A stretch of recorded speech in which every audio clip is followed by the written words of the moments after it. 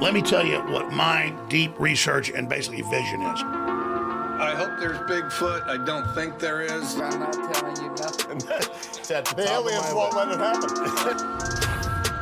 Happening now, breaking. Bernie Sanders is angry. Bears beats Battlestar Galactica.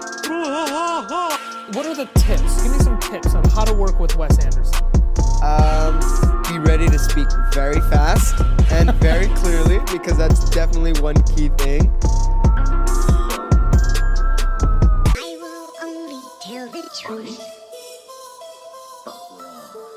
I will only Until you and 6 kids you barely know in wet bathing suits have surrounded 9 chimpanzees outside of a Wendy's. You probably really don't know yourself, okay? Yep. And we back. Hello and welcome. You're listening to your new favorite podcast and the best in political, sports, and paranormal news coverage. I'm your host, Wes Anderson, and this is In the Shed. This is episode 14, so whether you're back for more or finding us for the first time this week, hey, thanks for tuning in. It's late Monday evening, May 17th, and I'm in a shed in the backyard of my home in Alabama, all so I can hang out with you tools and talk about the latest headlines, stories, and rumors in the world of politics, sports, and the paranormal. We could start our show off in a lot of ways this week, man. We could talk about the alleged gas shortage. We could talk about what's going on between Israel and Palestine in Gaza. We could talk about Project Veritas's attempt to discredit opponents of John Trump, Liz Cheney being removed from her leadership positions within the Republican Party, or the cancellation of the Ellen Show, but nah. Not today. Not happening, fam. Because A-Rod bought the Minnesota Timberwolves. Well, he wasn't the only one. He was just the most famous member of the ownership group, but A-Rod bought the Timberwolves. Alex Rodriguez lost Jennifer Lopez, but got Minnesota. Alex is no longer with JLO, but he owns a piece of the 22 and 48 13th place Minnesota Timberwolves. That's what Bomani Jones calls hustling backwards. I mean, usually, when you become part owner of a professional sports franchise, it is quite the flex. But bruh, we are not buying the flex when you lost out on J-Lo. The Timberwolves are in 13th place in the Western Conference. It ain't too many contests I can think of where J-Lo will finish in 13th place. American Idol, maybe. Nah, I'm sorry, J-Lo. But Jenny from the Block is a little bit better than 13th place. This man's supposed to be a guest shark on Shark Tank, and it's supposed to be believable. How can we as viewers trust your judgment, A-Rod? You lost out on Jennifer Lopez, and you bought into a 22 and 48 basketball team. That's like your house burning down and using the insurance money to put up a really dope tent instead. A-Rod. Alright, man. Alright. Enough of that. We got a great show for you this week. Let's get to some comments and corrections from last week's show. 12 must be on somebody tonight. Y'all hear them sirens in the background? Something happening around here. I ain't scared of the popo, but it sounds like somebody need to be. Anyway. Keystone 117, Hanobia 96, Townsend 18. No invites. None. Nada. Zilch. You can email the show at intheshedwithwes@gmail.com. Hanobia, Keystone, and Townsend. Alright, moving on. Well, my tools, we have surpassed 500 total downloads. We are at 522 to be exact. That may not seem like very many for 13 episodes, but it is quite an achievement for us. We are steadily growing this thing together. We haven't had any downloads from India in a couple of weeks. We continue to pray for you and send our good energy to all of you there. But our number of listeners in France has doubled as of late, and we are seeing more listeners from Australia, Ireland, and Canada as well. We're not a big show yet, but we are international. Somehow, some way, a 50-foot extension cord, a laptop, and a microphone gets us to many of you all over the globe, which I think is pretty dope. I'm not even good at technology, y'all. On last week's show, I said that my son Malachi would enjoy his birthday shout-out, and I am pleased to announce that he did. Last week, I also said that you can now follow In the Shed with Wes on Twitter, and you can, at In the Shed 4. That's the @ In the Shed 4. So far, we have like 41 followers. So go on over there, help us out. We would sure appreciate it. On our Twitter page, we conducted a poll following up on the story about mermaids from last week's show, and the results are in. 67% of you say that mermaids are actual aquatic beings. 17% say they are mythological creatures, and 16% say that mermaids are extinct sea creatures that used to be real. So there's that. And on last week's show, I said that New Jersey was a great state. I have since heard from several of you who are from New Jersey who say that, in fact, that is a lie. All right, that's all the comments and corrections for this week. Let's get to some listener emails.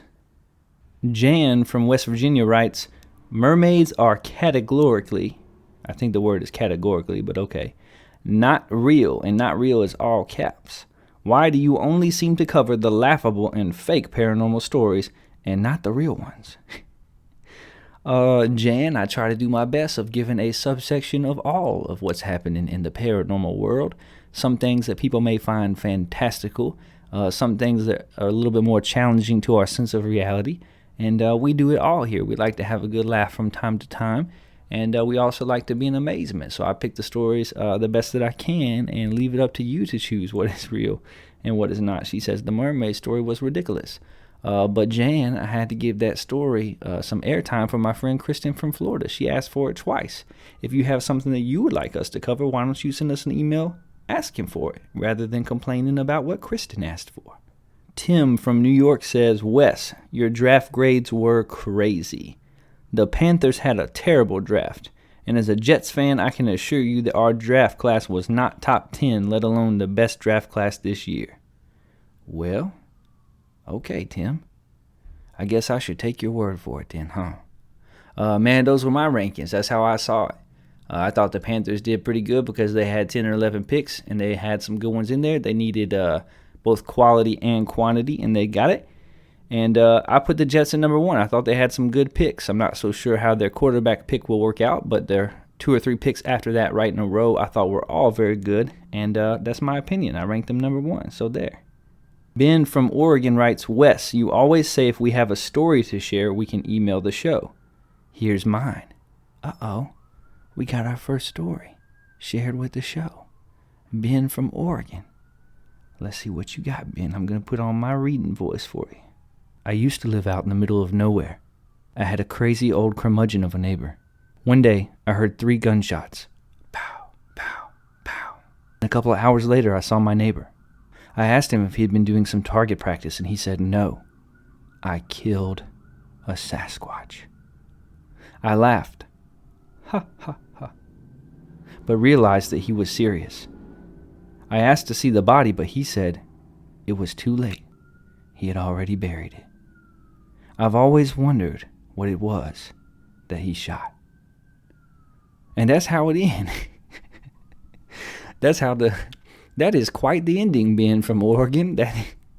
The story just ends. I have always wondered what it was that he shot. Apparently, Ben does not believe that it was a Sasquatch. But whatever it was, his old neighbor has already buried it. Hopefully, it was not another one of your neighbors, Ben. Did you have any neighbors that came up missing? Any dogs, cats, or pets that came up missing? Because your neighbor done shot something and buried it in the backyard. That might be something you need to report to the police. We hear all these sirens in the background of my house.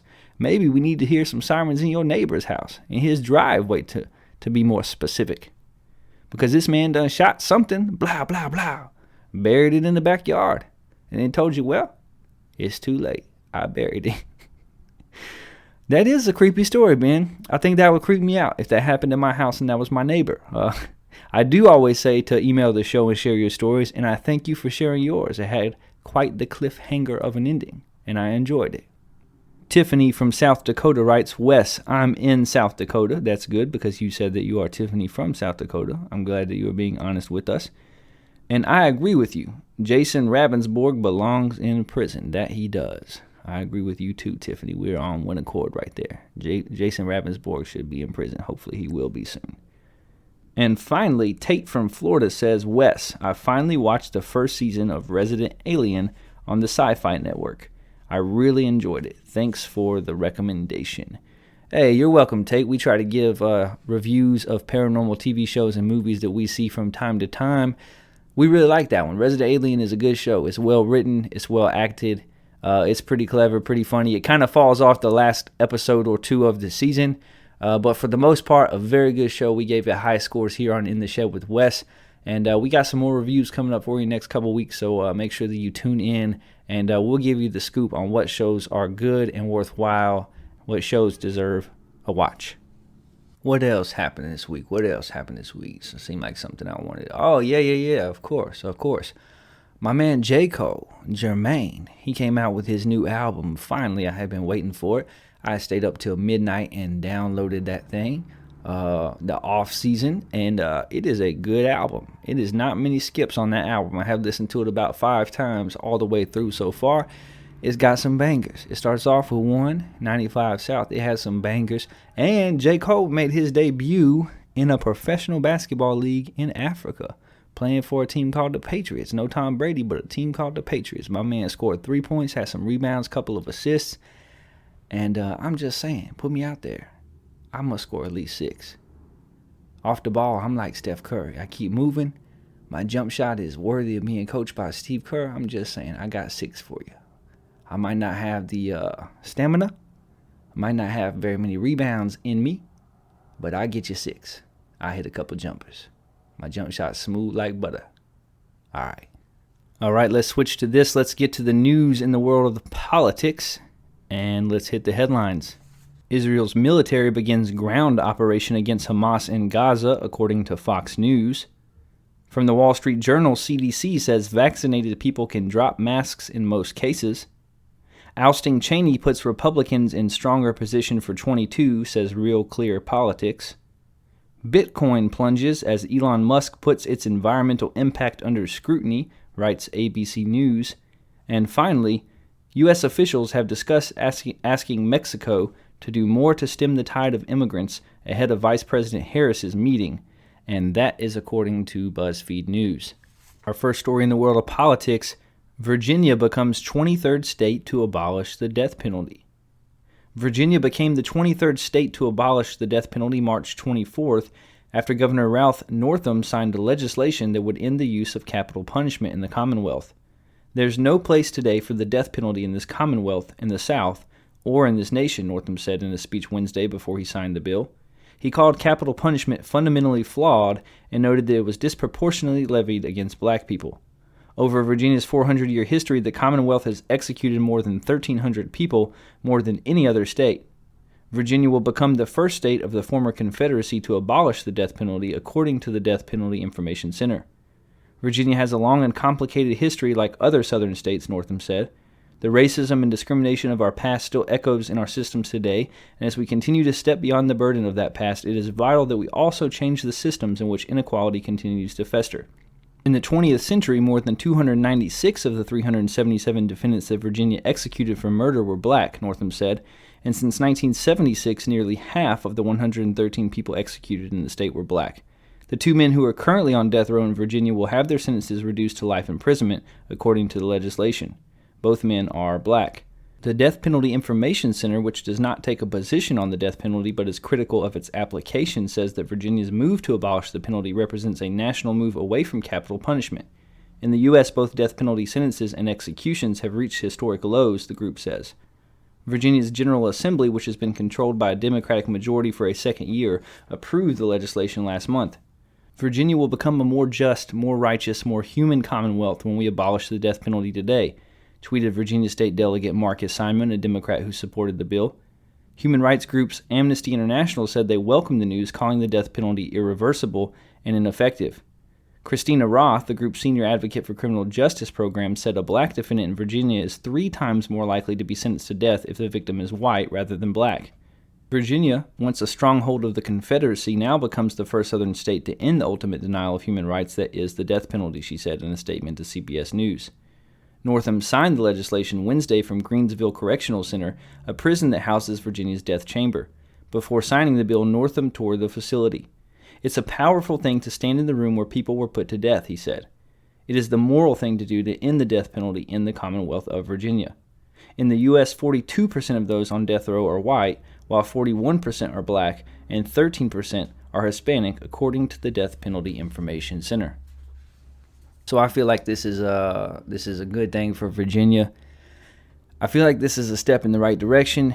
And I know when we talk about the death penalty, people have a lot of differing views. A lot of people are in favor of it simply because things like rape and murder deserve the harshest penalty that there can be. And I agree with that.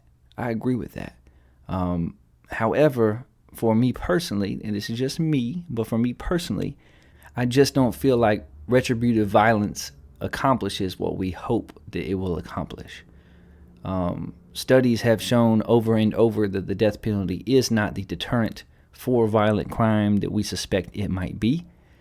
And studies have shown over and over that routinely people who are put to death are later proven to be innocent.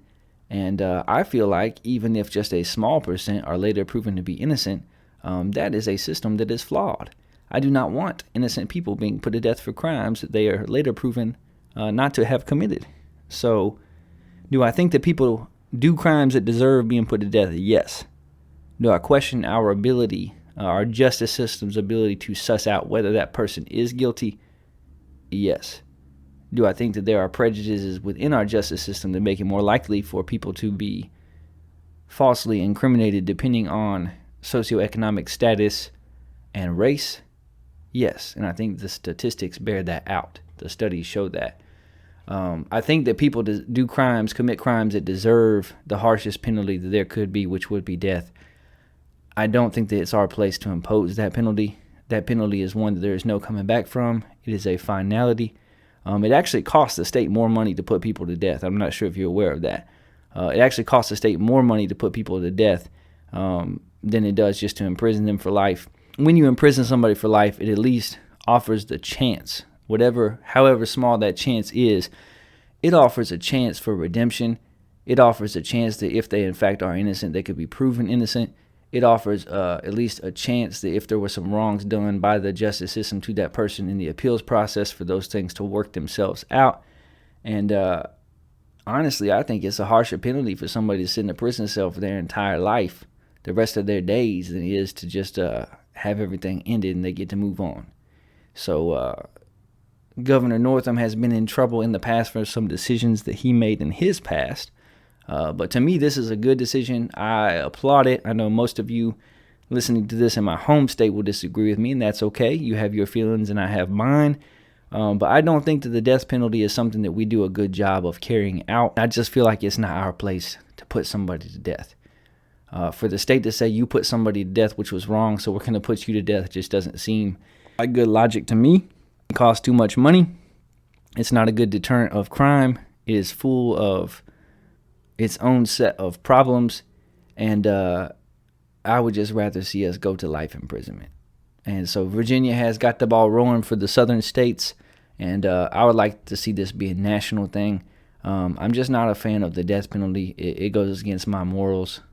People do things that deserve death. I don't think it's our place to impose it. I think too often we get it wrong. I've got a backlog of stories, one of which I will share on this podcast in the coming weeks, about a man who was on death row for a long, long time before it was proven that he in fact was innocent and he had been railroaded. He was someone who could not afford the best attorneys. He did not get the best defense. And I think that happens from time to time. We've heard stories about that. And that's an injustice that cannot be undone once it's done. So good to you, Virginia. Good on you, Virginia. Way to kind of put yourself out there for a southern state. And Alabama, I would love it. Mississippi, I would love it if we got on board as well. Our next story, wokeness is a problem and we all know it. James Carville on the state of Democratic politics. I called James Carville hoping to get his thoughts on President Joe Biden's first 100 days in office. He obliged, then one question in brushed aside the exercise to talk instead about why Democrats might be poised to squander their political advantage against a damaged GOP. His failure to cooperate may have been for the best, since the first 100 days ritual can sometimes lead to dull, dutiful analysis. What Carville offered up instead was a blunt critique of his own party, even after a successful 2020 election cycle, a sequel of sorts to his fulminations. I never heard that word before, fulminations. Fulminations. Fulminations, word of the day. A sequel of sorts to his fulminations during last year's Democratic primaries. The longtime Democratic strategist is mostly pleased with Biden, but it's where much of the party seems to be going that has him worried. Wokeness is a problem, he told me, and we all know it. According to Carville, Democrats are in power for now, but they also only narrowly defeated Donald Trump, a world historical buffoon, and they lost congressional seats and failed to pick up state legislatures. The reason is simple. They've got a messaging problem. I wanted to share this story tonight because I think it's incredibly interesting. This whole topic of wokeness, the topic of cancel culture that sprung up around social justice, around systemic racism, around the Me Too movement in our time. And for the most part, this is a generalization, but for the most part, you have Republicans and conservatives who talk a whole lot about cancel culture and a whole lot about woke. And usually it's in a mocking tone, right? Then on the Democratic side, on the liberal side, for the most part, people talk about how Republicans are really just trying to skirt accountability. And wokeness and political correctness and cancel culture aren't even a thing. But that really this whole movement is about holding people accountable for their actions and for the impact of their views upon the marginalized and the minorities and the poor. And it's kind of devolved into an argument of left and right. And I think that this is one of those things that is a both and situation. And so I found it interesting that someone like James Carville, who is an old school, middle of the road Democrat, a Bill Clinton Democrat, for him to come along and say that the Democratic Party has a messaging problem and then to cite wokeness. I thought that was interesting because most people would just say James Carville sounds like a Republican. He sounds like a conservative. And he does, but he doesn't, right? He does, but he doesn't. Because the truth is, there is some validity there to what the right has been saying about cancel culture. Because more times than I can count in the last couple months, the last several weeks, even since this show has been on the air, I have come across stories where somebody has gotten in trouble, somebody has lost a job, someone has lost their spot at a university because of something that they posted on social media, a tweet, a Snapchat video that they had that happened over 5 years ago when they were 12 or 13 years old. And look, I work with young people. Social media is a dangerous tool to be put in the hands of young people because young people's brains are not developed and they do not understand the consequences of the things that they post. They do not have a grasp of the finality of the fact that once you hit send, this is out there for eternity. This does not go away even if you put it in your trash or if you delete it. But I do see a problem. I do see a problem on a societal level. When we are taking away someone's job, when we are calling for someone to be fired or that someone should not be heard from again, or that someone should be maligned for one bad take that they had as a 12-year-old. Most people who are in positions of power today, if social media existed when they were 12 years old, would have something out there that they were ashamed of.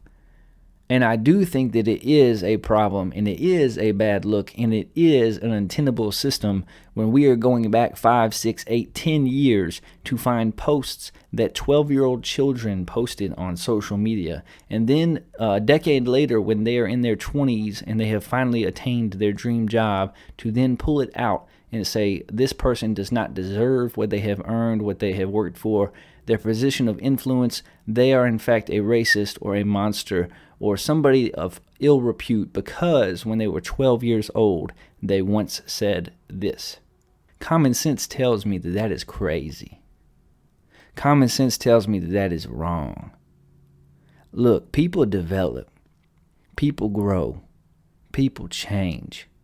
And our country has lost the ability to allow people to grow, to allow people to change, to allow people to get beyond how they used to think.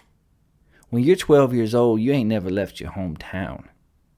But hopefully, when you graduate high school, when you go to college, when you have some real world experiences, when you get out and earn a living and you have a job, when you travel, hopefully you become educated. Hopefully you have life experiences. Hopefully you meet people who are different than you, who look different, who think different, who grew up differently. And it stretches you, and it grows you, and it changes you. And we have to have room in this country for people to grow and to change and to become educated without throwing up a social media post that they posted 10 years ago when they were a child, a literal child, and then taking their job away from them. Like, that's a little bit too far. That's a problem. And so when the Republicans are talking about cancel culture, if that's what they're talking about, they have a point. They have a point. However, the other side of this cookie is that the Democrats are often right too. They are. The left is often right too. Because a lot of the situations and a lot of the examples and a lot of the times that the right has their feathers all ruffled and their panties in the wild and they're all upset about cancel culture this or cancel culture that, it's not one of these examples where things have just spun out of control and have gone too far. A lot of times when they start talking about cancel culture, it's really an issue of avoiding accountability.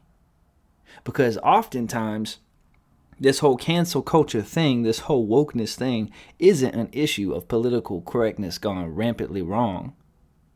It's an issue of a group of people now, for the first time in our history in a lot of ways, attempting to hold someone in power and someone who is a person of privilege accountable for the way that their views and actions have affected those who lack that same privilege. And look, accountability is something that people in power in this country have lacked and have needed for quite some time.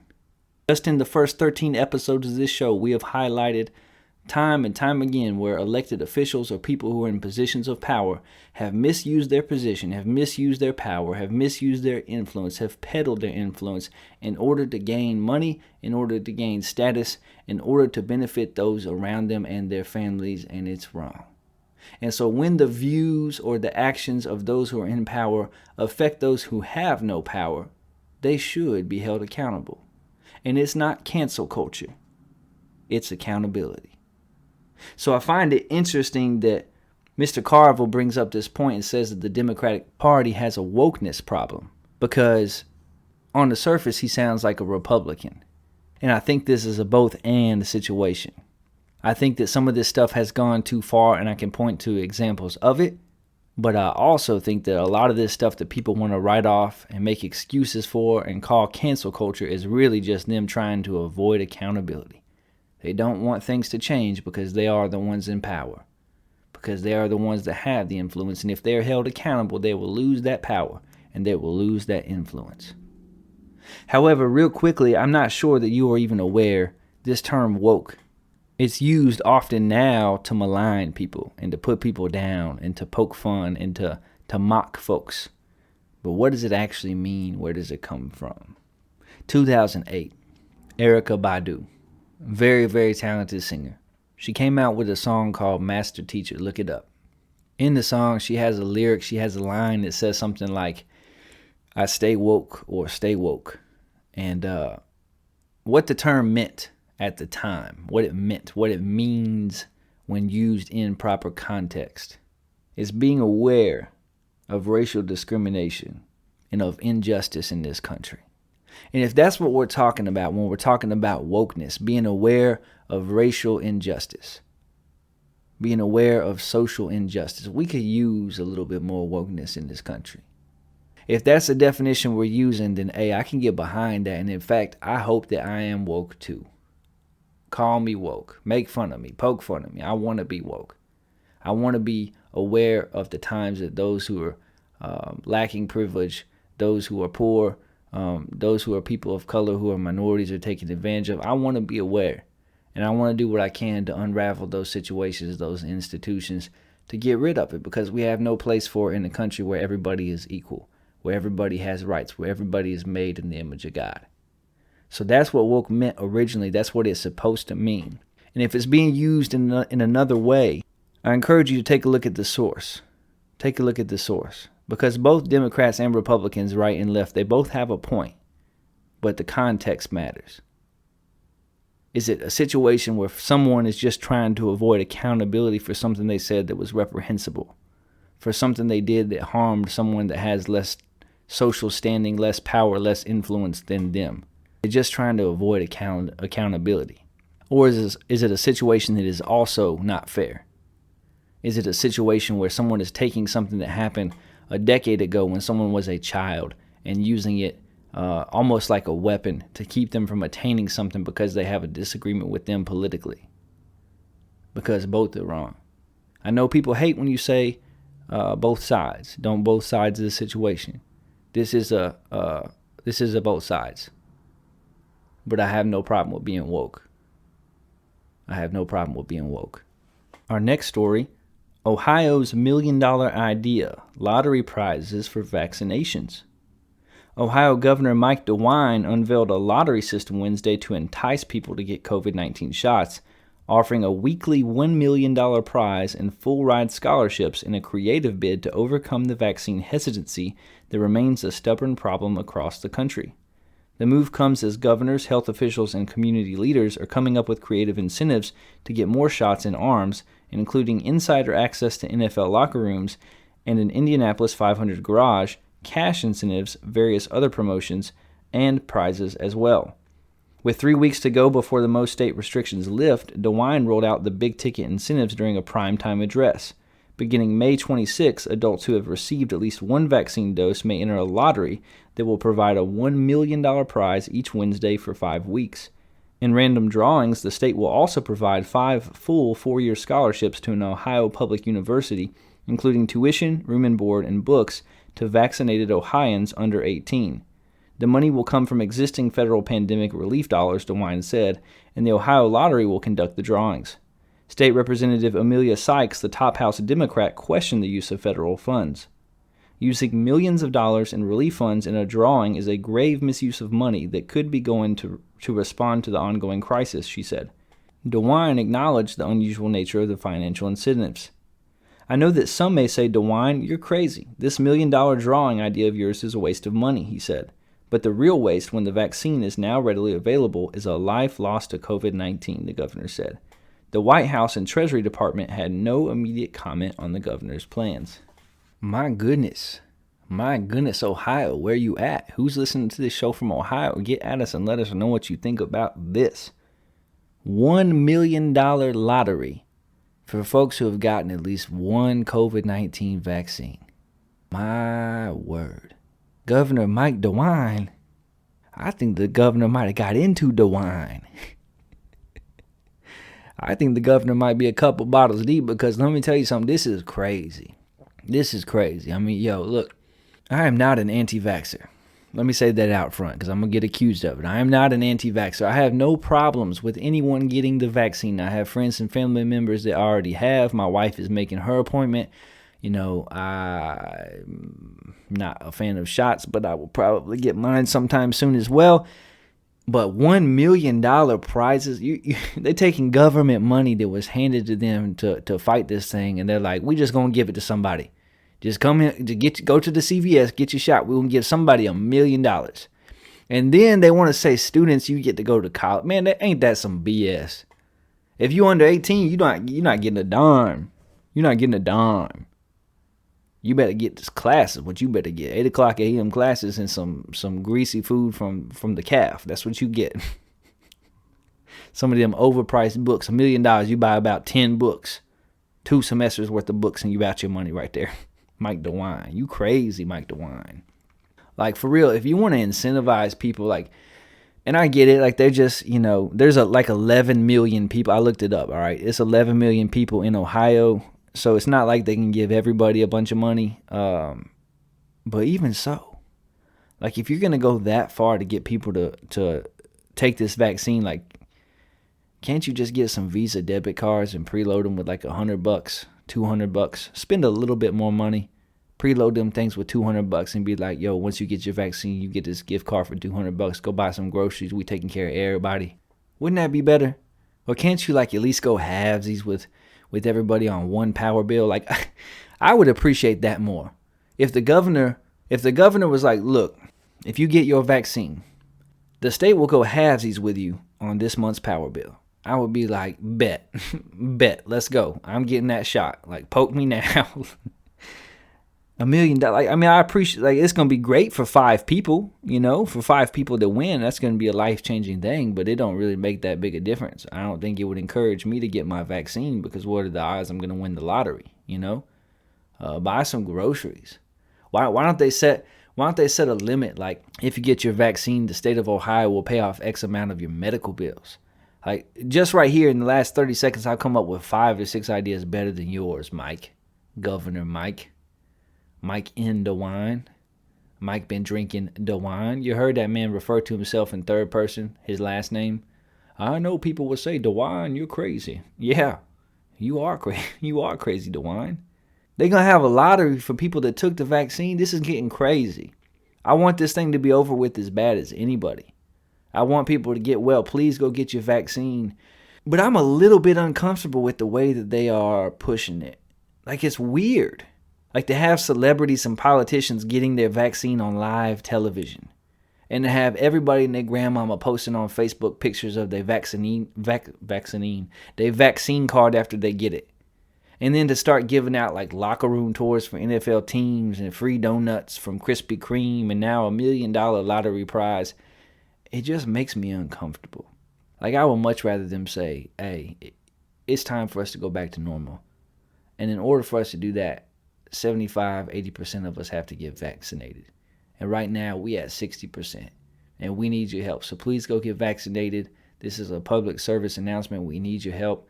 Like, that's the way you do it. And if you want to incentivize it in a way that helps everybody.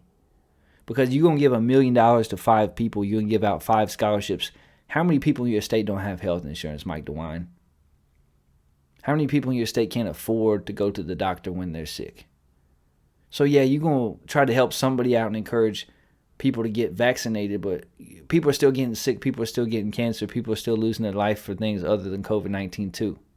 If you want to fight the effects of COVID-19, how about giving everybody health insurance? How about taking care of the homeless and the veterans? How about taking care of people's grocery bill? How about taking care of people's medical bills? How about going into the neighborhoods that are underserved and offering free vaccines to anyone and everyone who can show up? It's a lot of things you can do. I know maybe your intentions are good, but your plan is bad. Do better. Our last story in the world of politics this week. A man was hospitalized after the porta potty he was using at the historic Gettysburg battlefield was crushed by a tree. First responders have rescued a man who became imprisoned inside a porta potty at the site. I couldn't even get through the first sentence, y'all. Let me try again.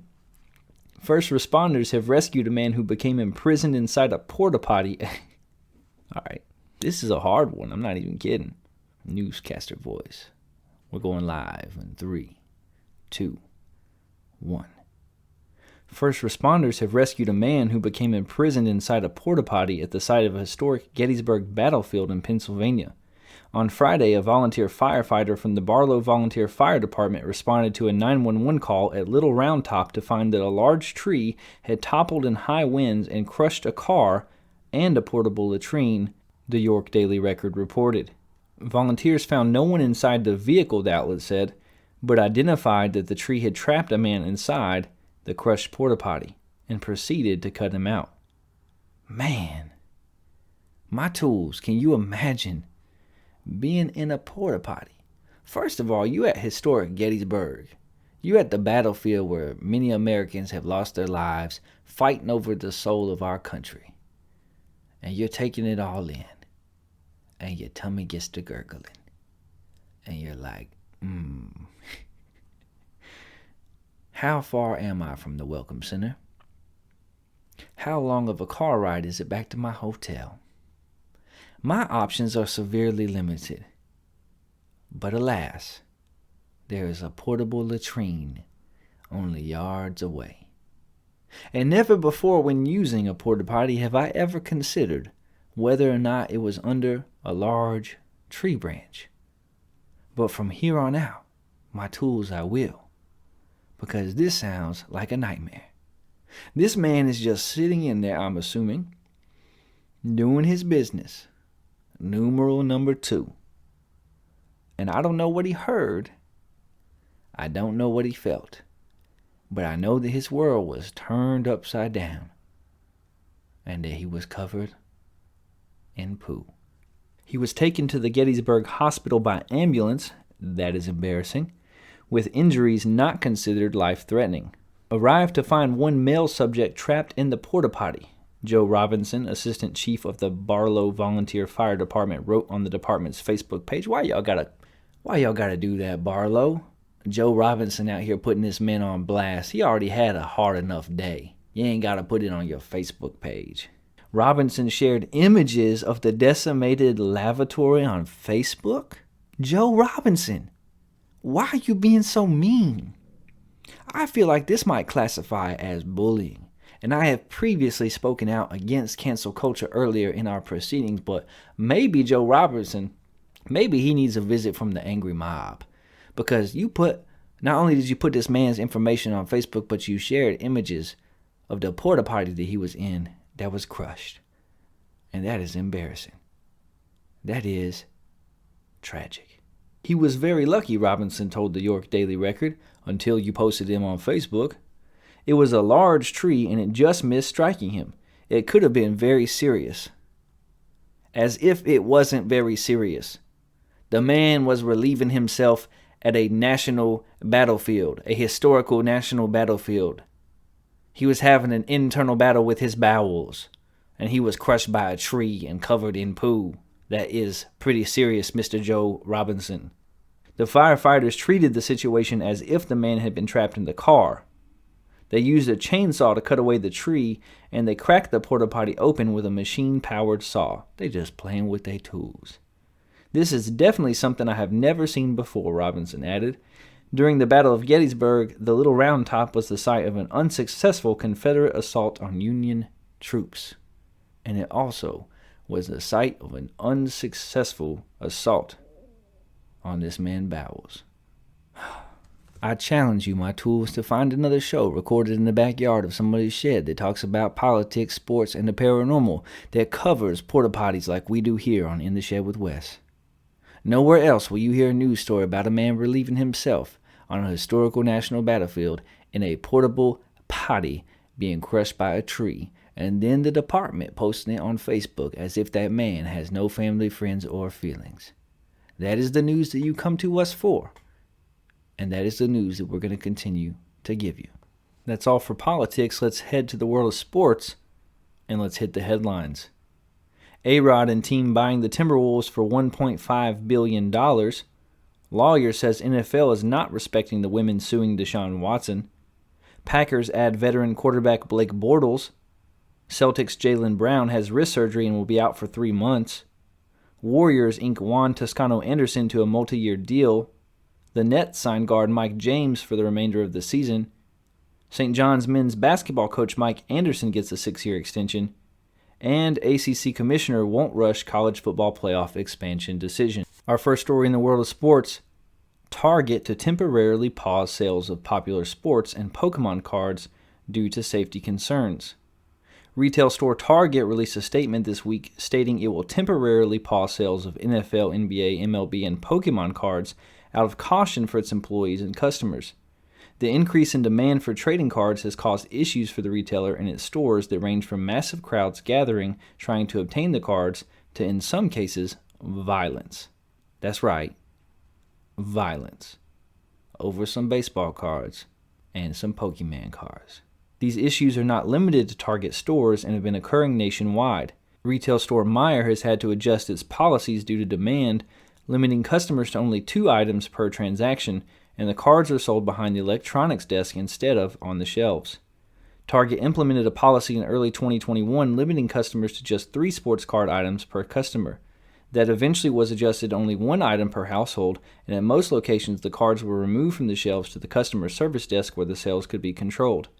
Part of the increase in issues has been through the increase in popularity in sports cards, but also the increase in prices on the secondary market. A company spokesperson confirmed the removal of the cards was only temporary. The store will continue to sell cards online through Target.com. The store has put restrictions on high-demand products in the past and will evaluate its options for how to better sell the cards in the near future. People really out here committing acts of violence because they ain't get their holographic Pikachu. They want their Squirtle. They want that Blastoise. Them are old Pokemon. I don't even know the new ones.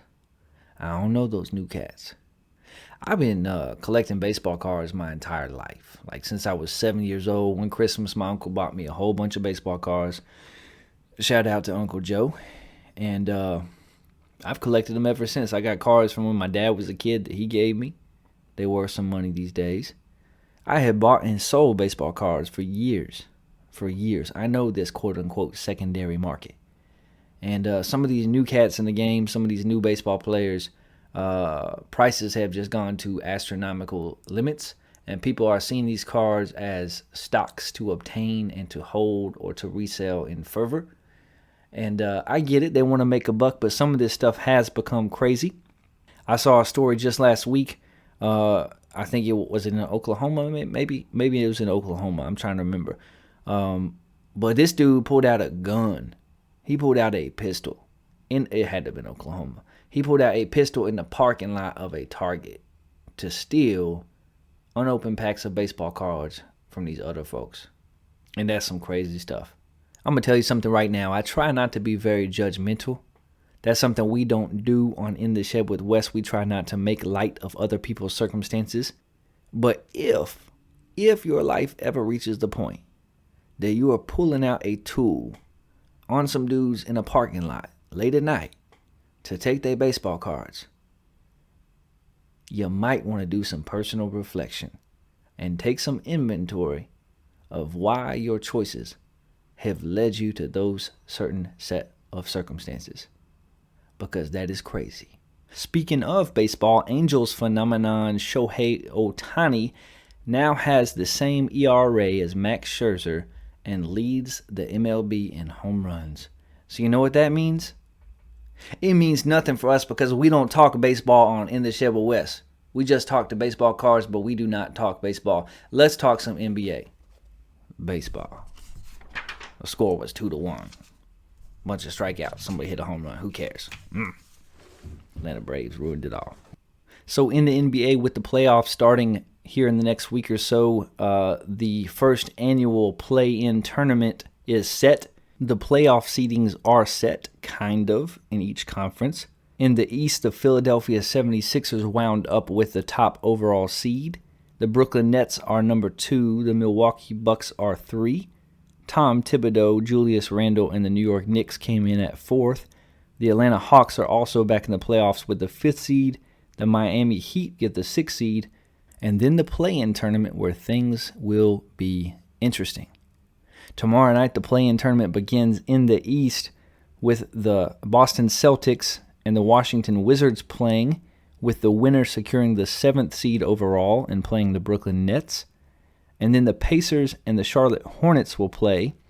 The loser will be out, and the winner of that game will play the loser of the Celtics and Wizards game to see who gets the 8th seed and gets to play the 76ers in the first round. Out west, the Utah Jazz wound up winning the Western Conference, with the Phoenix Suns coming in second, the Denver Nuggets third, the Los Angeles Clippers fourth, the Dallas Mavericks fifth, the Portland Trail Blazers sixth, and then the play-in tournament.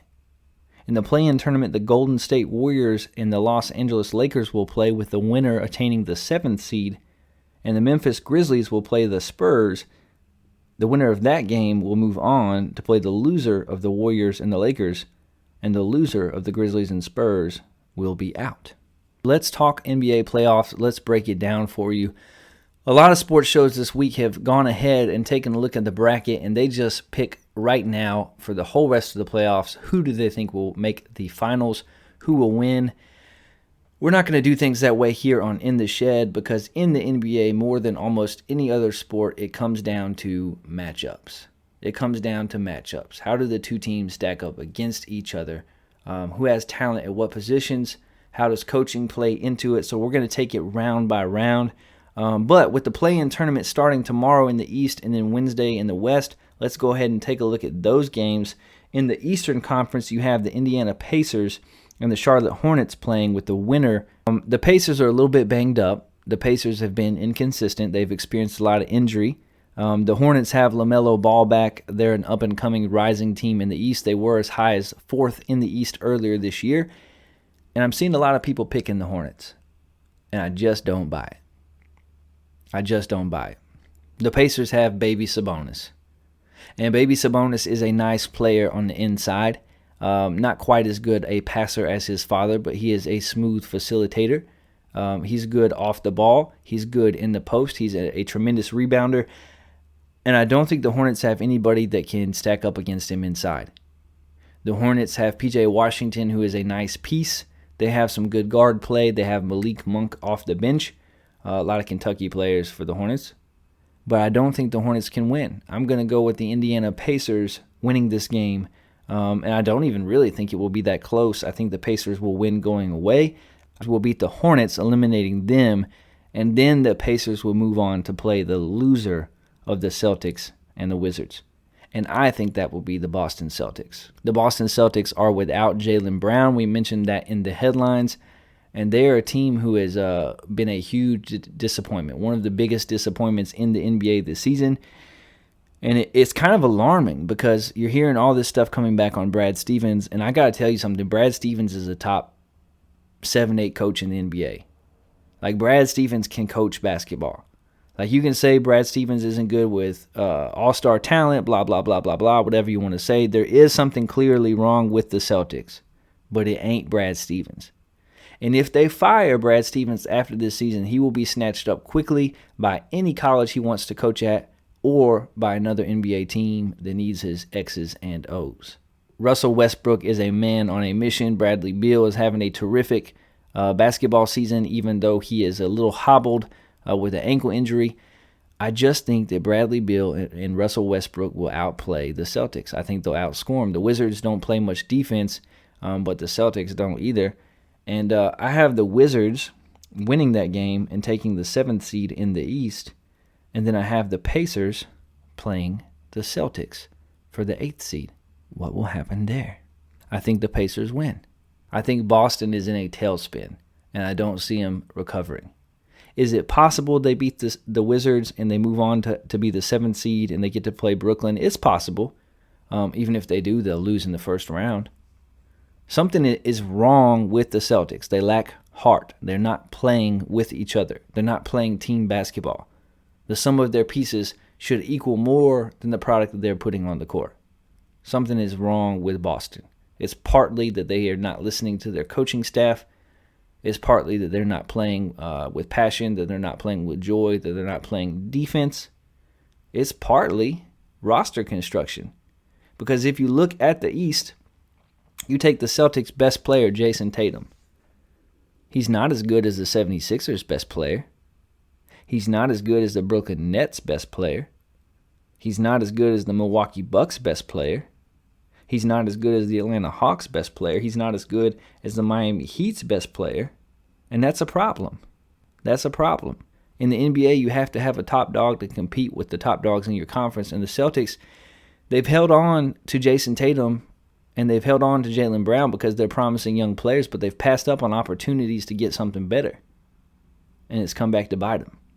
And it's going to again this year. So in the Eastern Conference, I have the Wizards beating the Celtics. They move on to the 7th seed. I have the Pacers destroying the Hornets. I don't think the Hornets have a chance. They'll be better next year, but the Pacers move on. And then I have the Pacers ending the Celtics season and causing a lot of uproar in Boston. The Pacers just play good defense. TJ McConnell is an aggravator on defense. And I think that the Pacers win. So that would mean that the 76ers play the Pacers. That would mean that the Brooklyn Nets would play the Wizards. And there's some interesting matchups here. I think Milwaukee and Miami is the most interesting matchup in the first round in the East. I do not think the Bucks are looking forward to playing the Miami Heat.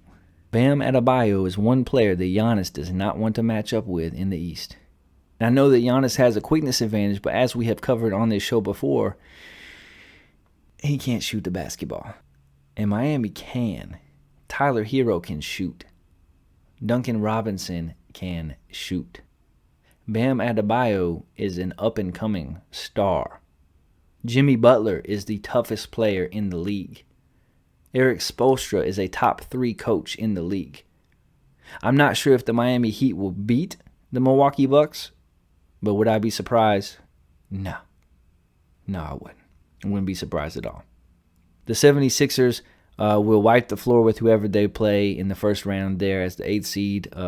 It doesn't matter whether it's Boston, whether it's Washington, whether it's Boston, Washington, or Indiana. None of those teams can compete with the 76ers. And it'll be interesting if my prediction is correct and the Wizards play the Nets. That will be an interesting series with Kevin Durant going up against Russell Westbrook. The Nets just don't play defense. We're going to find out in the playoffs if they can outscore every team every night, 4 out of 7, if they can just put the 3 best players out there and win. It's going to be interesting. We've never seen it before, but it's going to be interesting because they just do not play defense. They have not gotten better at defense at all. Maybe they'll turn it on in the playoffs. They sure think they can, and we will find out. I don't think the Wizards could beat the Nets, but could they score enough points to steal a couple games and make it interesting? Yes. And the 4 versus 5 is going to be fun to watch. The Knicks have overachieved. Tom Thibodeau is a heck of a coach. They play good team basketball. They play good defense. Julius Randle has been Draymond Green with better scoring this year. And the Hawks have been a tremendous team since the All-Star break. Really, since they have changed coaches, it's made all the difference. I think Nate McMillan should be in the running for Coach of the Year. The Hawks are something like 27-11 since he took over. Trae Young is a top 5 point guard in the league. He's a good scorer, but he's like first or second in the league in assists. They have a lot of talent. They have upgraded that roster. Unfortunately for the Hawks, the Knicks do have home court advantage. That will be interesting to watch, but that will be a fun one between the Knicks and the Hawks. Neither of those teams will come out of the East, but both teams are interesting and are back in the playoffs, which is good to see. And then out West. Out West, you have Golden State and Los Angeles.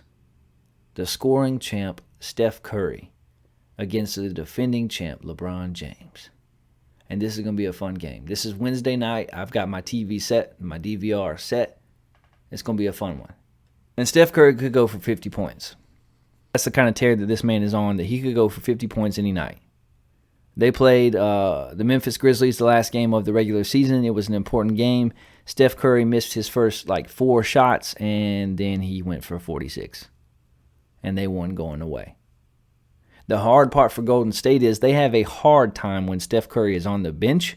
I think against Memphis, they were up by 16 or 17 points. Steph Curry went to the bench to start the fourth quarter, and they had to bring him back 3 minutes early because Memphis cut it to a 1-point game.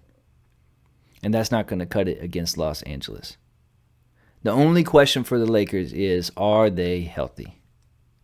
Is LeBron's ankle actually healthy? Is Anthony Davis going to stay healthy for the remainder of the playoffs?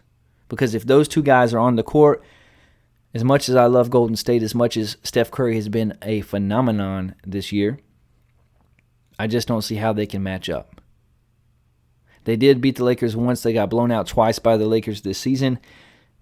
But Golden State just lacks the size. They don't have the depth up front to match up with Andre Drummond and Anthony Davis. I think LeBron James will be much more of a facilitator. He'll post up, he'll draw doubles, he'll kick it out to shooters. Draymond Green can probably defend Anthony Davis almost as good as anyone despite the height difference. But I think that Anthony Davis, LeBron James, and Andre Drummond are going to be a problem in the paint for Golden State. A problem on the backboard. And here's the thing that people don't get about Golden State. They're a defensive team.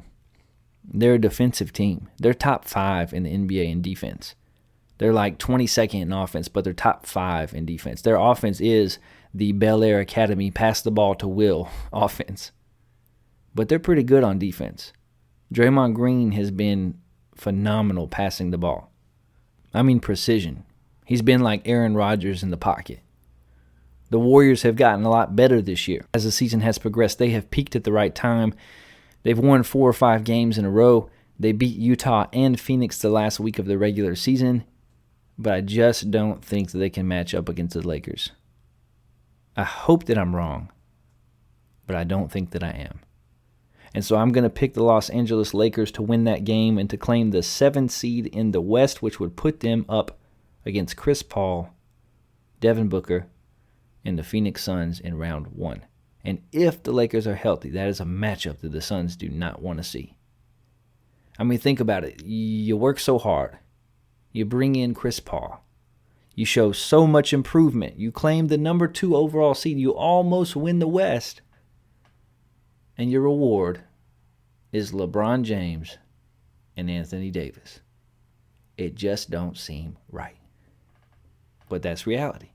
The other game in the play-in tournament in the West is the Grizzlies and the Spurs. The loser of that game is out. The winner of that game will go on to play the loser of Golden State and the Lakers to see who gets the 8th seed.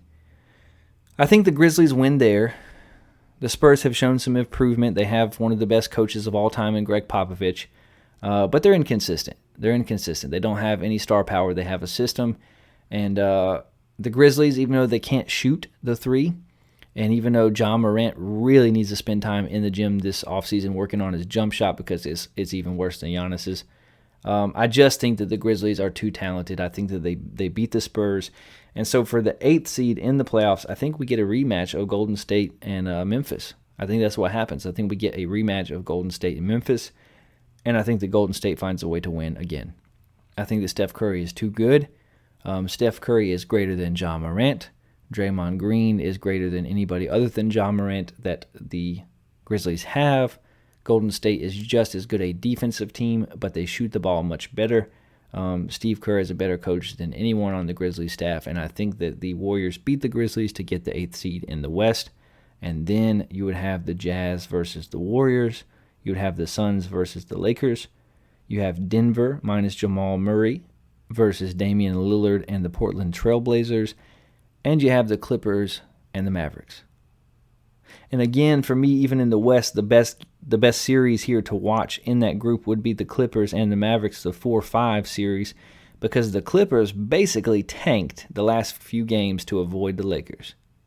Like, they did what they had to do to make sure that in the first round they did not see LeBron James, and to make sure that they were on the other side of the bracket from LeBron James. And do I blame them? Yeah, I do, because it's soft. You have Paul George and Kawhi Leonard. LeBron James has a hobbled ankle. Anthony Davis has missed so much time this year. And rather than stepping on their throat and coming at them and trying to take them out and claim supremacy, you avoid them. You tuck your tail and you run. That's why you the Clippers. And that's why you probably not going to come out the West this year. Because typically, and I'm just saying typically, when you make moves like that, the cosmos does not reward it. So we're going to keep an eye on the NBA playoffs. I can't wait to pick these series with you to talk about how these games are going. Those are my picks for the play-in tournament, which I think is a lot of fun. It's going to be a cool thing to watch. The East starts tomorrow night, and the West is Wednesday. For our last story in the world of sports, let's preview the upcoming football season in the SEC East. What we're going to do is we're going to take a look at the 7 teams in the SEC East, and I'm going to give you my take on how I think they will finish, how their season will go, what their record will be, and then I would love to hear from you. Email the show at intheshedwithwes@gmail.com. Tell me your predictions. Who's going to come out of the SEC East? How are the teams going to finish? What is the breakdown going to be there? Okay, so let's get into some picks. I think the team that will finish 7th in the SEC East dead last will be the Vanderbilt Commodores. Vanderbilt went 0-9 last season, and they hired Clark Lee, defensive coordinator from Notre Dame, to take over as their head coach. They don't really have many bright spots coming into this season. It's going to be even more of an uphill battle for them than usual. They brought in the 48th ranked recruiting class. And taking a look at their schedule, I think they go 1-11 this year. I really do. I think they go 1-11 this year. And I like Clark Lee. I think it was a decent hire. I hope that he does well. I think Vanderbilt's going to go winless again in the SEC. I think their only win is going to come against UConn in the non-conference. And I'm even predicting that they're going to be upset in the season opener against East Tennessee State. Yeah. Sorry, Commodore fans, I have you finishing 7th, dead last in the SEC East. One spot above Vanderbilt in the 6th spot, I have their rival, the Tennessee Volunteers.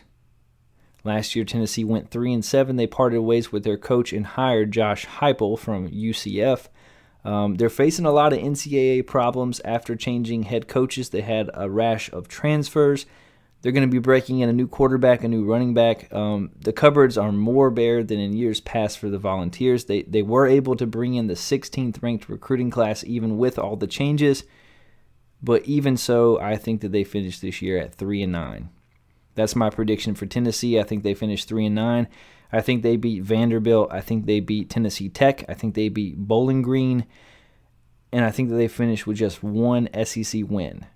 I even have them losing to South Alabama. So I'm not seeing good things for Tennessee. A lot of people are predicting them to be a 500 football team on the edge of making a bowl game. They do have some talent on the roster, but I just don't see it. I think that they go 3-9 this year. Finishing 5th in the SEC East, the South Carolina Gamecocks. Last year they went 2-8, and they also had made a coaching change, hiring Shane Beamer. Quarterback Luke Doty will be better this year, but I think that he needs a lot of help.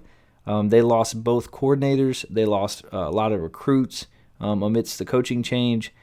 Their recruiting class was ranked 78th in the country, and I have them going 5-7. I think they finish 5-7 this year and miss a bowl game. I see them beating Eastern Illinois, East Carolina. I have them beating Tennessee and Vanderbilt and Missouri. But I have them losing to Clemson, to Auburn, to Florida, to Texas A&M, Kentucky, Georgia, and even being upset by Troy. I think South Carolina finishes 5-7 and 5th in the SEC East. Finishing 4th in the SEC East, the Missouri Tigers. They had a 500 season, which was better than expected last year under new head coach Elia Drinkowitz. The bright spot of their team was quarterback Connor Bazelak, who had a great freshman season. I think that he'll be better in year 2, but that it won't affect their record much. They had the 29th ranked recruiting class. They hope to see that improve this year, but I think they go 6-6. I think they have a 500 season again, which doesn't sound like improvement, but actually with a full schedule it kind of is. I think that Missouri loses to Florida. They lose to Texas A&M. They lose to Georgia. They lose to Kentucky. They get upset by South Carolina, and they also lose to Arkansas from the West, and they go 6-6 and finish 4th in the East. And here's where the controversy begins, because finishing 3rd in the SEC East, I have the Florida Gators. Yeah, I have them finishing 3rd. Last season, Florida went 8-4 under head coach Dan Mullen. They lost quarterback Kyle Trask and tight end Kyle Pitts, who was a first-round draft pick. They have loads of talent, but they tend to underperform at times, even doing so last season. They'll be breaking in a new quarterback, Emory Jones, who is more of a runner than a thrower. So you'll look to see the offense change a little bit under Emory Jones than how it looked under Kyle Trask last year. They brought in the 13th ranked recruiting class, so not bad. But I have them going 7-5 overall. And I even predict that they will lose their rivalry game at the end of the year to Florida State. I have Florida finishing third in the East. Finishing second in the East, I'm picking a little bit of a surprise. I have the Kentucky Wildcats finishing second overall in the SEC East. The Wildcats went 5-6 last year under Mark Stoops. Their quarterback race is what to watch here. Will it be sophomore Bo Allen, or will it be junior Auburn transfer Joey Gatewood? They have a phenomenal running back returning in Chris Rodriguez. Last year, their offense was terrible. Their defense actually was one of the best in the league, but their offense was terrible. I think their defense will be better than expected this year. I mean, just look at the NFL draft. There were several defensive players from Kentucky who were drafted, but I still think their defense will be pretty good, better than expected. I think their offense would take a large step forward no matter who wins the quarterback race. I expect it to be Joey Gatewood. I think that they'll have a good running attack there at Kentucky. I think that he'll be a better passer than people expect. And I have Kentucky going 8-4 this year. I had them going 8-4, winning some games that no one would expect them to win. Taking another step forward under Mark Stoops, who's brought some stability there to Kentucky. I have them finishing second overall in the SEC East. And finishing number 1 overall in the SEC East, the Georgia Bulldogs. No surprise there. My prediction in that regard matches up with almost everybody's. Last year, Georgia went 8-2 for Kirby Smart. They have 16 starters returning, with the most prominent of which being quarterback JT Daniels. Last year, they had the best defense in the league, and they might have one of the best 2 or 3 defenses again in the SEC, if not all of college football. They had the number 3 overall ranked recruiting class, and in looking at their schedule, I'm going to say that Georgia goes 11-1. I think Georgia goes 11-1, and I think that the only loss, and we're talking regular season, I'm not predicting whether or not they win the SEC championship game, but in the regular season, I think their only loss comes to Clemson to open the season. I think that in game 1, they don't have enough under their belt, enough experience or readiness to beat a team like Clemson. I think even Clemson's offense and their quarterback situation will be a little further along. I don't think that Georgia will know what to expect. I think that Dabo and crew will win that game, but I think that Georgia wins the rest and makes the SEC championship game and finishes number 1 overall in the SEC East again. So my picks might not look like yours. Let me know what your picks look like for the SEC East. And really, it was kind of the tale of two halves, right? Because honestly, the first 4 teams in the SEC East, the top 4 teams, I could see a lot of fluctuation. I think that Georgia for sure is the team to beat in the SEC East. They're going to finish number 1 overall. But between Kentucky, Florida, and Missouri, to me, those spots are almost interchangeable. It depends on who wins head-to-head. If Florida plays better than expected, if their quarterback Emory Jones is better than I think he's going to be, Florida could easily finish number 2 overall. And the same could be said for Missouri. If they can find a defense, if they can find some consistency, I think they could surprise some people. And then Kentucky, they could drop some games that they should win, and they could wind up finishing 4th in the East also. But I'm going to go with Kentucky at 2, Florida at 3, and Missouri at 4. That's just my prediction. I also think that South Carolina and Tennessee at 5 and 6 are interchangeable. Something to watch there. I just think that right now South Carolina is a little bit further ahead. Even though they may not have as much talent on their roster, I think that they're a little further ahead at the quarterback position, and that's why I picked them at 5th overall. So that's my SEC East season preview. Next week we'll do the SEC West, and I would love to hear what you think about that. Email the show at intheshedwithwes@gmail.com. From the world of sports, we go to the world of the paranormal, and we take you to outer space. Yeah, outer space. Grandmother claims she's been abducted by aliens more than 52 times. A grandmother of 2 has claimed she has been abducted by aliens more than 52 times in her life and says she has bruises as proof of her intergalactic adventures. I've never heard of bruises being the proof offered that you have been abducted by aliens. And I also like how not only do they say that this lady is a grandmother, they say that she is a grandmother of 2. That is some grade A specificity. This must be a very proud grandmother. Like they were like, tell us about your history of being abducted by aliens. And she said, first of all, I am a grandmother of 2. That is a proud grandmother. Paula, who doesn't wish to disclose her surname, 50, from Bradford said her first encounter took place when she was 6 years old and believes that she has been on board a UFO several times. The grandmother, who has kept quiet about the encounters for most of her life, has now shared images of the bruises left on her body by aliens following different encounters. She's claimed millions of people have had similar encounters, revealing, "There's been some backlash by people calling me loony, which isn't nice by any means. But I can also totally understand why people struggle to believe it if they have never encountered such incidents themselves." This lady's so nice. She like, people call me crazy, and that is not nice. But I understand. She is very understanding. Paula claimed, "I've experienced 52 paranormal incidents. Even I can't believe the stories at times, so I'm not surprised when others don't believe me or the subject. There's no consistency with the experiences, but very few times I can sense that something is about to happen, but I don't know what to expect.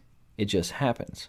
Paula said her first encounter came in 1982, revealing, "I was in the woods and it was completely silent. The pathway became narrower and I could hear my heart thumping. I recall looking into the darkness whilst my eyes adjusted and I could see what looked like a boomerang shape with an extra arm on it. Each arm had a light at the end, I recall. 3 of the lights, one was blue, the other green, but I cannot recall the color of the third light. I could describe it better as a propeller blade from an airplane. It was about 30 feet tall and 30 feet wide. I remember trying to run, but it felt like the ground was quicksand, like sinking into the ground. Then everything went black. According to my family, I'd been missing for 4 hours, but I have no recollection of what actually went on. Ever since, the experiences have not stopped. I've been taken from my bedroom window and from my bed." Paula claimed to have been in a UFO craft before, revealing, "I saw touchscreen devices before they were even invented. I was on a craft and the aliens showed me technology that we did not have on Earth. They showed me a slideshow of pristine scenery which had been a beautiful river, which then turned black. The blue sky went blood red, and I soon realized it was a movie of the Earth being destroyed through man's greed." Paula reveals she isn't always calm when she comes into contact with aliens. She claims to have returned home with a triangle bruise on her face and fingerprint marks on her arm. But Paula said despite the unusual experiences, she tries to lead as normal of a life as possible. She said, "All I can do is carry on as normal as otherwise I'd go crazy." Because she not already, for the record, not crazy. When asked if I think I have a gift, my answer is no, definitely not. Perhaps those who do not have these experiences have a gift. After all, who would want to carry this burden all their life? It's not a club that you'd want to join given the chance. She said, "I didn't tell anybody because I know people would think I'm crazy." We have already established, not crazy. But there are thousands, if not millions of people like me out there who have had similar experiences. Physicist Michio Kaku, who we have talked about on the show before, believes alien life will be found within the century, but that making contact is a terrible idea. Contact with alien life is just around the corner, according to leading physicists, but we should not expect it to be friendly. String theory expert and futurist Michio Kaku believes we'll find signs of life in the universe within the century, but just blindly reaching out to extraterrestrials is a terrible idea, he told The Guardian, comparing it to Montezuma meeting with Hernan Cortez before the Spanish decimated the Aztecs in the 16th century. Kaku, the author of several science bestsellers, advises making first contact very carefully. So what do you think, my tools? This grandmother of 2, who happens to be named Paula, very lovely name, she says that she has been abducted at least 52 times, and her proof is that she has some bruises. I got bruises, all right. I got bruises, all right. That's an old video from the YouTube. I don't know. There are, to her point, a lot of people that have claimed to have similar experiences, and she did offer some details that you would think she would not make up, like, for example, that it happened in 1982. That is oddly specific. Her tale of being in the woods and what she experienced is oddly specific. She mentioned about 5 times she is not crazy, so I tend to believe her, but don't think I'm buying it. A lot of stuff coming out about UFOs. The Navy has released different videos. A lot of things that lead you to believe that maybe this is the year for us to find out some things that we have always wondered, whether or not they're true, whether or not foreign militaries are involved, whether or not interplanetary beings are involved, who knows. But I don't know about Paula's story. I do know somebody named Paula, one person, and she happens to be a grandmother. So after this show is done recording, I may just contact her and be like, hey, yo, Paula, this you?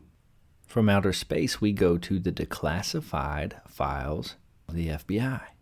FBI releases case files on Nirvana frontman Kurt Cobain's death. The Federal Bureau of Investigation has released a 10-page report to the Vault, the FBI's Freedom of Information Act library, on the 1994 death of Nirvana guitarist Kurt Cobain by suicide. The file contains letters asking the FBI to reopen its investigation into Cobain's death, citing television documentaries and other speculative media. The letter writers' names were redacted. There has since been evidence found that he was killed and did not commit suicide as originally thought, said one letter. Another wrote, millions of fans around the world would like to see the inconsistencies surrounding the death cleared up once and for all. It's sad to think that an injustice of this nature can be allowed in the United States. Rolling Stone reported the FBI periodically makes public statements regarding some of its archives. The file on Cobain was released last month without public notice beyond the posting on the website. Rolling Stone reported that the FBI file contained production notes from the company behind Unsolved Mysteries, which featured a segment on Cobain's death in 1997. I watched that episode. I remember that. My boy Robert Stack with Unsolved Mysteries, an inspiration and a terror. That man's voice terrified me as a child. In 1997, I was 8 years old, and Robert Stack gave me nightmares. That man gave me nightmares. Is he still around today? Wouldn't he be a good podcast? Yes. He'd be like, Unsolved Mysteries. And I'd be like, under my covers with the flashlight all night long. The FBI's response to inquiries in the documents claimed Cobain's death was not in the Bureau's jurisdiction. We appreciate your concern that Mr. Cobain may have been the victim of a homicide, said one response in the file. However, most homicide/death investigations generally fall within the jurisdiction of state and local authorities. Based on the information you provided, we are unable to identify any violation of federal law within the investigation jurisdiction of the FBI. Yeah, I've watched quite a bit on the death of Kurt Cobain, and really, to me, it boils down to one of these situations where somebody has lost their life tragically. And as fans, we try to make sense of it, and we can't, because this is somebody that we see the talent, and we see the ability, but we don't see the pain. We don't know the pain that they were going through on the inside. And so we try to make sense of their death. And yeah, there were some inconsistencies. There were some things that were odd. There was definitely some stuff about it that, you know, if you're a conspiracy theorist, you could pull, and you could say this is a little odd, a little weird, make it go don't think that it was a conspiracy. Don't think it was necessarily a homicide. I don't know. Maybe we'll do an episode on Kurt Cobain's death in the future. What do you think happened? Get at us. Let us know what you think about it. Are you more knowledgeable about Kurt Cobain's death than I? I have just seen an episode of Unsolved Mysteries in 1997 at 8 years old and did not sleep thanks to Robert Stack. But maybe you know more. So if you do, if I'm leaving something out, if that is a better conspiracy than I suspect, email the show at intheshedwithwes@gmail.com and let us know. I got excited by that headline, but when I read the article, it really wasn't very much, was it? Because the FBI basically just released some letters from fans saying, please investigate, and they was like, nah, shawty, nah. From the files of the FBI, we go to Nevada. Or is it Nevada? I do not know. Email the show and tell me. iPhone dropped into Nevada's Devil's Cauldron recorded screaming voices. TechRex, who is testing new iPhones on their quality and endurance, got the idea to drop an iPhone 11 Pro down a super deep hot cauldron hole known as Diana's Punch Bowl, aka Devil's Cauldron, to see what's inside the steaming hot water and whether the iPhone would survive. Is this a good idea? I feel like if something is called the Devil's Cauldron, you should stay out of it. That's just me, player. That's just me.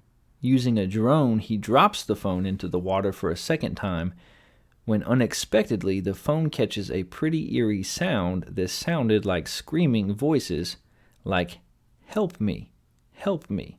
Although the creepy sound remains a mystery, we may wonder whether the Devil's Cauldron is a portal to a secret underworld, a supernatural world of the dead below the world of the living. The Devil's Cauldron is a geothermal feature located on a small fault in Nye County, Nevada. The spring is exposed through a cup-shaped depression about 50 feet in diameter at the top of a dome-like hill or travertine about 600 feet in diameter. Would you like to hear the screaming? I've got the audio just for you, my tools, and we will listen to it together, and we can decide if in fact it is creepy or if it just sounds like an iPhone falling. Let's listen together.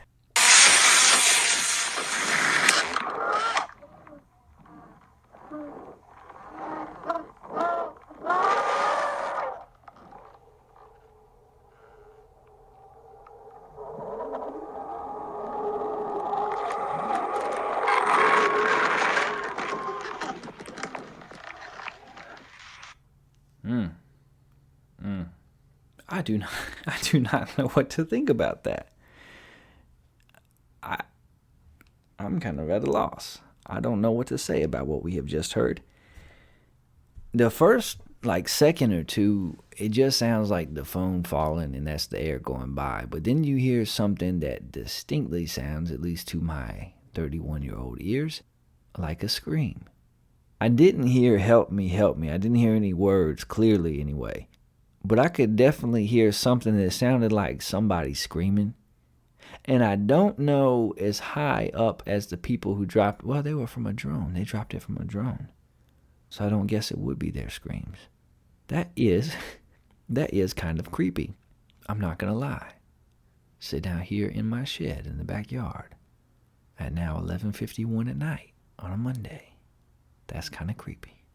Did you hear any words, my tools? Did you hear the screams? Do you agree with me that it actually did sound like screams? I just think by rule of thumb, we should stay out of the Devil's Cauldron. If it's called the Devil's Cauldron, maybe just don't go there. It makes me think about the elephant boneyard on The Lion King. When Simba was like, what is that place? And Mufasa was like, you should not go there. It's called the Devil's Cauldron. That's all I need, shawty. That's it. It's called, what's that over there? Oh, that's the Devil's Cauldron. Okay, I will not go there. It's that easy. But I did hear some screams. And now I'm thinking about Robert Stack. And I'm a little bit creeped out. R.I.P. Big Dog. Is he dead? I don't know. If he is, R.I.P. And from Nevada, we go to New Jersey. Yeah, we're going back to Jersey, baby. Radium Girls, The Dark Times of Luminous Watches. I think on last week's episode, I said that we were going to talk about the Mercury Girls, and it's actually Radium. I got those two confused in my brain for some reason. But anyway, Radium Girls, The Dark Times of Luminous Watches. Why is this a paranormal story? Wait and find out. I'm going to let the suspense build. Yeah. A century ago, glow-in-the-dark watches were an irresistible novelty. The dials, covered in a special luminous paint, shone all the time and didn't require charging in sunlight. It looked like magic. One of the first factories to produce these watches opened in New Jersey in 1916 and hired 70 women, the first of thousands to be employed in many such factories in the United States. It was a well-paid, glamorous job. For the delicate task of applying the paint to the tiny dials, the women were instructed to point the brushes with their lips. But the paint made the watches glow because it contained radium, a radioactive element discovered less than 20 years earlier, its properties not yet fully understood. The women were ingesting it with nearly every brushstroke. They became known as the Radium Girls. Radium was discovered by Nobel laureate Marie Curie and her husband Pierre in 1898. It was quickly put to use as a cancer treatment. Yeah, as a cancer treatment. Because it was successful, it somehow became an all-powerful health tonic taken in the same way as we take vitamins today. People were fascinated with its power, said Kate Moore, author of The Radium Girls, in a phone interview. It was a proper craze. Radium became an additive in a number of everyday products, from toothpaste to cosmetics and even food and drinks. One such preparation, called Radiathor, was simply distilled water with tiny amounts of the substance dissolved in it. Boldly advertised as a cure for the living dead and perpetual sunshine, it promised to tackle various ailments from arthritis to gout. People knew that radioactivity released energy, and they didn't see how adding some energy into their bodies could possibly be harmful, said Timothy Jorgensen, a radiation expert at Georgetown University and author of Strange Glow, The Story of Radiation.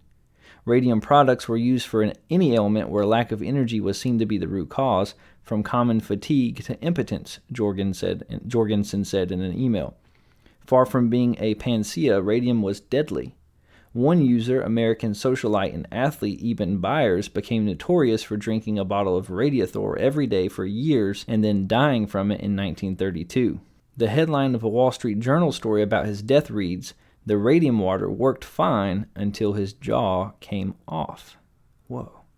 When ingested, radium is particularly dangerous. Chemically, it behaves very much like calcium, said Jorgensen. Since the body uses calcium to make bone, ingested radium is mistaken for calcium and gets incorporated into the bone. So the major health risk of ingesting radium is radiation-induced bone necrosis and bone cancers. How soon they develop depends upon the dose, but at the very high doses that the Radium Girls were exposed to, it only took a few years. The luminous paint, which worked by converting the radiation into light through a fluorescent chemical, was one of the most successful radium-based products. By putting the brushes into their mouths, the Radium Girls were especially at risk. So why did they do it? They did it because it was the easiest way to get a fine point on the brush to paint on numbers as small as a single millimeter in width, said Moore. But the girls didn't embrace this technique blindly. The first thing they asked was whether the paint was harmful, but the managers told them it was safe, which was the obvious answer for a manager of a company whose very existence depended on radium paint. When luminous watches grew fashionable in the early 1920s, the world was already becoming aware of the risks of radioactivity. But radiation poisoning isn't immediate, so years went by before any of the workers developed symptoms. It's mind-boggling to think about what was known, said Moore. We knew from the turn of the century that radium was dangerous and large amounts of it could destroy human tissue. But one of the tricky things with it is that it does give the illusion of good health, because it stimulates the red blood cells, although obviously in the long term, you're poisoning yourself. The Radium Girls actually believed they were getting healthier by working with the new wonder drug, the most expensive substance in the world at the time, costing the equivalent of $2.2 million per gram in today's money. Adding to the allure of the job, the girls were listed as artists in their town directories. Since it was all so attractive, they even encouraged their sisters and friends to join them. One sinister side effect was that shimmering radioactive dust would fill the air when the paint was mixed, ending up on the women's hair and clothes. And the girls at the time obviously loved it and talked about wearing their good dresses to the plant, so that when they go out in speakeasies later, they would be the ones shimmering and shining.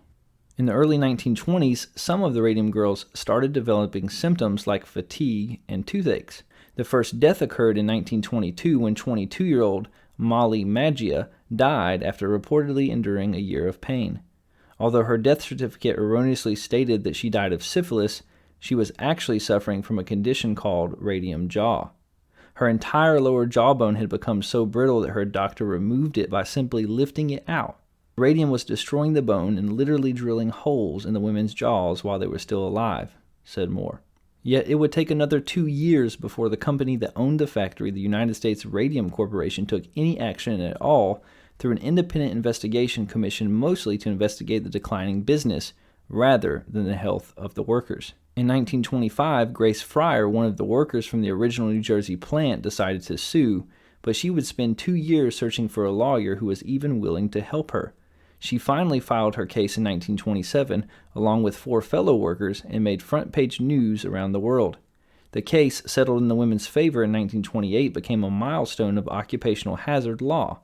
By the time the dangers of radium were in full view, the lip-pointing technique was discontinued and the workers were being given protective gear. More women sued, and the radium companies appealed several times, but in 1939 the Supreme Court rejected the last appeal. The survivors received compensation, and death certificates would start reporting the correct cause of death. The year before, the Food and Drug Administration banned the deceptive packaging of radium-based products. Radium paint itself was eventually phased out and has not been used in watches since 1968. It's hard to calculate how many women suffered health problems due to the ingestion of radium, but they certainly number in the thousands according to Moore. Some of the effects would only be felt much later in life through various forms of cancer. With a half-life of 1,600 years once the radium was inside the women's bodies, it was there for good. The legacy of the Radium Girls lives on through the ripples that their deaths created in labor law and our scientific understanding of the effects of radioactivity. In the 1950s, during the Cold War, many agreed voluntarily to be studied by scientists, even with intrusive examinations, because they had been exposed for prolonged periods of time, said Moore. Almost everything we know about radiation inside the human body, we owe to them. This is a crazy, sad, and tragic story from our history that I had never known about. I learned about this only recently, and I thought I have got to share this on my show. This story that I just shared with you only touches just a little bit on the atrocities that happened in these cases with these Radium Girls. They were misled intentionally and lied to over the period of years. Lied to about the known hazards of working with radium, of ingesting it, and even when they started to experience the effects of it on their body, it was covered up. It was covered up by the company. It was covered up by lawyers. These women were literally glowing in the dark. They were developing all different types of cancers. Their jaws were falling off. Like, this was bad. It was bad. And even though it was clearly bad, they were being maligned in their community. They were being treated like lepers. They were being outcast. They were being talked about, mislabeled as having syphilis, called all sorts of offensive names, and basically just pushed aside. And even when they first tried to sue, they first tried to get recognition, they first tried to get medical help and care, they were turned down and they were rejected. The story of the Radium Girls is something that I encourage you to look into. It is a classic American example of greed coming before the welfare of our fellow humans. These companies were making money hand over fist, and so they did not care what happened to their workers, especially being the time frame in which this was happening and the workers being women. And at first, these women thought that they were experiencing something really neat. Like, how cool is it that my clothes glow? Look at my hands glowing in the dark. This is really neat. Meanwhile, the companies knew that these women were at risk. And it is because of this tragedy and this loss of life and all the hard stuff that these women went through, and then even allowing themselves to be studied by scientists, is because of their situation that we now know the effects of radium on the human body. We owe a lot to these Radium Girls, and it's really an incredible story. There's some of them in there that show tremendous heroism and tremendous perseverance, and the way that they stuck with it, the way that they fought against the injustices that had been imposed upon them is incredible. And I shared that in the paranormal news because at first, that's what these people thought that it was. This is like some really neat kind of magical paranormal thing that's happening. And really it turned out to be just greed and tragedy and hardship. And it's a really sad story.